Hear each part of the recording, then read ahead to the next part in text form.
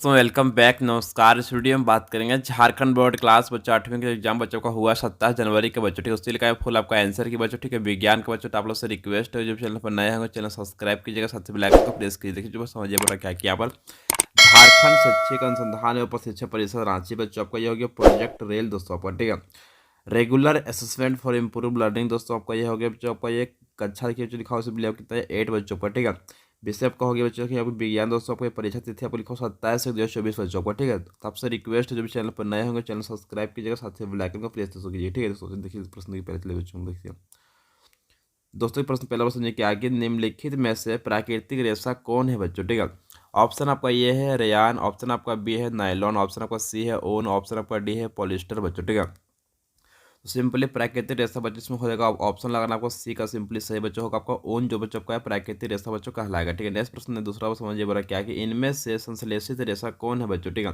Option आपका ये है रेयान, ऑप्शन आपका बी है नायलॉन, ऑप्शन आपका सी है पॉलिस्टर, ऑप्शन आपका डी है सभी बच्चों। ठीक है, तो सिंपली सही बच्चों हो जाएगा ऑप्शन नंबर सी बच्चों का, इसमें आपका पॉलिस्टर आपका सिंपली सही बच्चों हो जाएगा ऑप्शन नंबर सी बच्चों। ठीक है, नेक्स्ट क्वेश्चन यहाँ पर तीसरा समझिए क्या है कि कष्ठक की लुगदी के रासायनिक उपचार द्वारा प्राप्त रेशा है बच्चों। ठीक है, ऑप्शन आपका ये बच्चों है नायलॉन, ऑप्शन आपका बी है रेयान, ऑप्शन आपका सी है रेशम, ऑप्शन आपका डी है सूती बच्चों। ठीक है, तो सिंपली सही हो जाएगा ऑप्शन नंबर बी बच्चों का आपका रेयान आपका सिंपली सही बच्चों हो जाएगा। नेक्स्ट क्वेश्चन यहाँ पर ये चौथा क्वेश्चन क्या कि निम्नलिखित में से सबसे मजबूत रेशा कौन सा है बच्चों। ऑप्शन आपका ये है सूती, ऑप्शन आपका बी है रेशम, ऑप्शन आपका सी है नायलॉन, ऑप्शन आपका डी है रेयान बच्चों। ठीक है, तो सिंपली सही हो जाएगा ऑप्शन नंबर बी बच्चों लगाना आपका रेशम आपका सिंपली सही बच्चों का हो जाएगा। नेक्स्ट क्वेश्चन यहाँ पर प्रश्न क्या है 5 समझिए क्या है कि जैव निम्नीकरणीय पदार्थ है बच्चों। ठीक है, ऑप्शन आपका ये है प्लास्टिक, ऑप्शन आपका बी है शीशा, ऑप्शन आपका सी है सूती कपड़ा, ऑप्शन आपका डी है टीन का डब्बा बच्चों। ठीक है, सिंपली सही बच्चों हो जाएगा ऑप्शन नंबर सी बच्चों, उसमें आपका होगा सूती कपड़ा को सिंपली सही बच्चों हो जाएगा। नेक्स्ट क्वेश्चन यहाँ पर छठा समझिए क्या है कि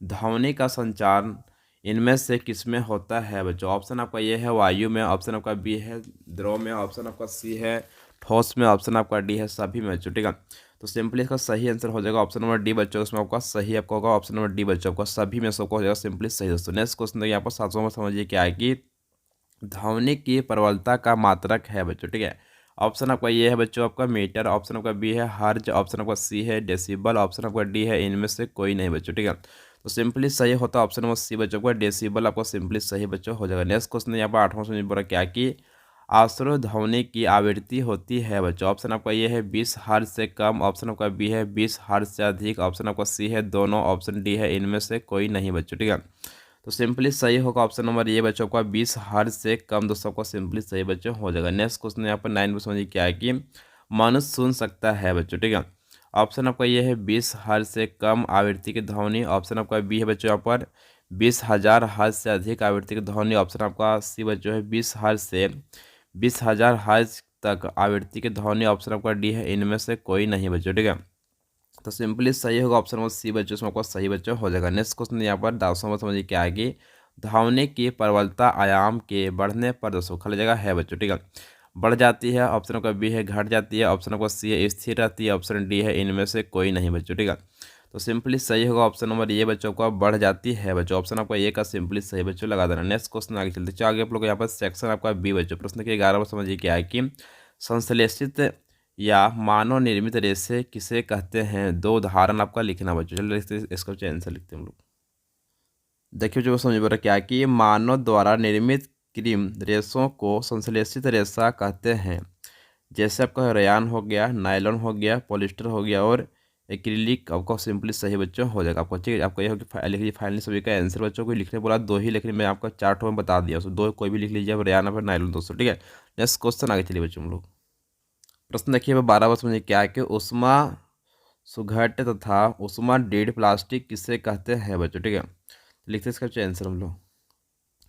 देखिए बच्चों यहाँ लिखा आपका है उष्मा सुघट बच्चों, इधर लिखा हुआ उष्मा डिड बच्चों। ठीक है, देखिए समझिए क्या वह प्लास्टिक जो गर्म करने पर सरलता से विकृत हो जाता है उससे थर्मोप्लास्टिक कहते हैं बच्चों। फिर बोलते हैं उष्मा सुगध प्लास्टिक बच्चों, यहाँ पर लिख सकते हैं उष्मा सुगध, कोई दिक्कत से नहीं। ठीक है, नेक्स्ट क्वेश्चन ये चार क्वेश्चन क्या है कि वह प्लास्टिक जो गर्म करने पर विकृत नहीं होता है उसे उष्मा डिड प्लास्टिक कहते हैं बच्चों को। ये हो गया फाइनली इसका आंसर, कॉपी इसको लिख लीजिए बच्चों, बहुत इंपॉर्टेंट सारा। नेक्स्ट क्वेश्चन आगे चलिए बच्चों हम लोग। ठीक है, दोस्तों प्रश्न के यहाँ पर 13 क्वेश्चन क्या है कि प्लास्टिक का उपयोग को कम करने के 2 उपाय बताइए बच्चों। लिया देखते हैं इसका आंसर बच्चों हम लोग। देखिए जो समझे उत्तर क्या है कि किराने की दुकान या किसी भी दुकान पर अपना खुद का कपड़े का थैला लेकर आए बच्चों, ठीक है। दूसरा समझिए क्या है कि प्लास्टिक में पेय पदार्थों की बोतलें ना खरीदें। क्लास बढ़िया है बच्चों आपका, ठीक है। तो आपको यह कि फाइनली आपको दोनों बच्चों आंसर कॉपी में लिख लीजिए बच्चों, उत्तर आपका, ठीक है। नेक्स्ट क्वेश्चन आए चलिए बच्चों हम लोग। प्रश्न देखिए यहाँ पर 14 वर्ष समझिए क्या है कि सर्वोदय ध्वनि किसे कहते हैं बच्चों, ठीक है। तो लिखते हैं इसका आंसर दोस्तों। 20 हर्ट्ज से 20,000 हर्ट्ज के बीच वाली ध्वनि को सर्वोदय ध्वनि कहते हैं बच्चों। आपको यह कि फाइनली पर बच्चों आंसर। नेक्स्ट क्वेश्चन आगे बच्चों। प्रश्न देखिए यहाँ पर 15 समझिए क्या है कि ध्वनि प्रदूषण किसे कहते हैं, इसके क्या क्या नुकसान है बच्चों, ठीक है। तो लिखते हैं इसका बच्चों आंसर, हम लोग जानते हैं। वातावरण में अत्यधिक या अवांछित ध्वनियों को ध्वनि प्रदूषण कहते हैं बच्चों, ठीक है। अत्यधिक शोर की उपस्थिति अनेक स्वास्थ्य संबंधी समस्याओं का कारण बन सकती है बच्चों, ठीक है। अनिद्रा, अति तनाव, उच्च रक्तचाप, चिंता तथा अन्य बहुत से स्वास्थ्य संबंधी विकार शोर प्रदूषण से उत्पन्न हो सकते हैं बच्चों, ठीक है। लगातार प्रबल ध्वनि के प्रभाव में रहने वाले व्यक्ति की सुनाई की क्षमता या स्थायी अथवा अस्थायी रूप से कम हो जाती है बच्चों को। योग्य फाइनली इसका आंसर बच्चों कॉपी इसको लिख लीजिएगा। नेक्स्ट क्वेश्चन आगे चलिए बच्चों। दोस्तों इस वीडियो में कर चुका हूँ फुल सोल्यूशन। तो आपसे रिक्वेस्ट है जो भी चैनल पर नए होंगे तो चैनल को सब्सक्राइब कीजिएगा, साथ ही बेल आइकन को प्रेस कीजिएगा। Thank you so much. जय हिंद, जय भारत, वंदे मातरम, ठीक है। Thank you so much.